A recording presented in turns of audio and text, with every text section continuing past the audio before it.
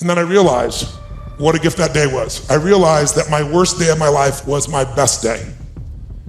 And my goal for you, if you don't already have it, my guess is you've already done it, knowing where you are in your world today, but maybe your second worst day, it's time to make a best day.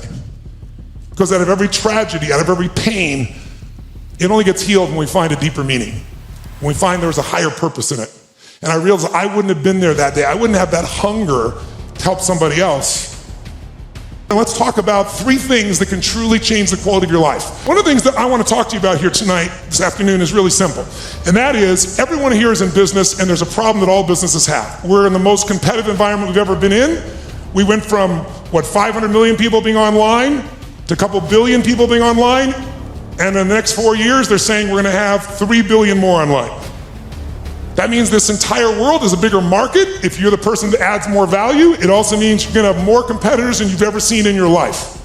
How many think the economic world that we're in today is going to stay the way it is? Raise your hand. Okay, one man on drugs, there's always one. Okay. How many think that the economic environment's going to go through seasons? We're going to have some more ups and downs as we adjust to what's happening in the world here. Say aye. Well, then if we know that, our goal, you and I as leaders, should be to anticipate that. In fact, everyone in this room is a leader of something, whether you're the leader of a company or whether you're a leader of a department or whether you're a parent or hopefully you're a leader and not a follower. If you're a leader, you've got to exercise that skill. And so I want to talk to you about that and one of the most important skills of that. But most people don't exercise that leadership because they're dropping behind in their skill sets. And I'll give you an example of what I mean. How many of you in this room, I want an honest answer. I'd like you to yell the answer, raise your hand if you would, please. How many of you in this room have ever experienced the absolute total humiliation? Whose experiences? Say aye. Now what happens to a child? And about 45 minutes later, you get your second turn. Am I right?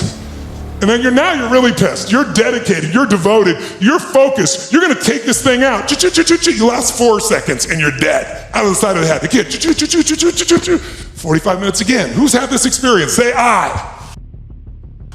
Why does the child always win? Is it because they're faster? Is it because they're smarter? Is it because they're stronger? No, it's because they played this game before. As a result, they have the secret to success. They know the road ahead. And if you know the road ahead, you have an incredible power called anticipation. Anticipation is the ultimate advantage. See, winners, leaders anticipate, losers react. The reason you get beat is you don't know where things are happening, so you're reacting. Reaction is always stressful. And yet so much of our life is predictable if we just were to study it, not be caught up in our day-to-day. It's predictable the challenges you're gonna have in your relationships, or with your kids, or with your body, or with your job, or with your economics, or with your mother-in-law or father-in-law. These are predictable. And if you were to anticipate these things and put a strategy in place, you could take it all out and have the quality of life that you deserve. In business, it's everything. Those that anticipate, those that lead, and then there's those that follow. The followers are the reactionaries. So the more we can anticipate, and you can't anticipate and lead unless you first learn how to lead yourself at a different level. And so I love to have you just see that if you and I can start to take control of our focus, and we can start to take control of the meaning of our lives and make something really that meaning that empowers us, because look, what's wrong is always available, isn't it? There's always an Ebola, a bird flu. There's always something that's going to kill the entire human race tomorrow on TV. And then there's your life. What's wrong is always available, and so is what's right. And you have to take control of that focus, because otherwise you become the follower and you get to live your life. Even though you're a smart person, we're all smart, but it's easy to get led astray by everybody else's focus, isn't it? And then all of a sudden let them create the meaning for us. And then all of a sudden we're settling for a life far less than what we desire or deserve. So my approach is really simple.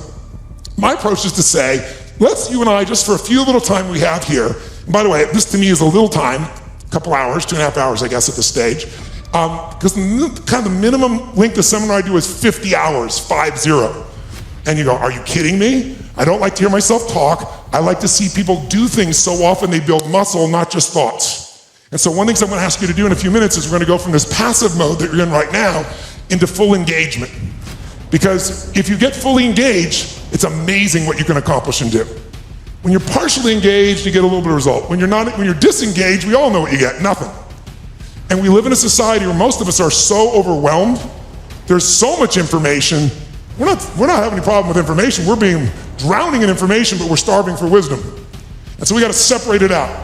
And so one way to separate it out is I'd like to talk to you about 3 things that can help you increase your performance and your life. Because what I'm obsessed by and have been for 37 years is what can increase performance for an individual or an organization.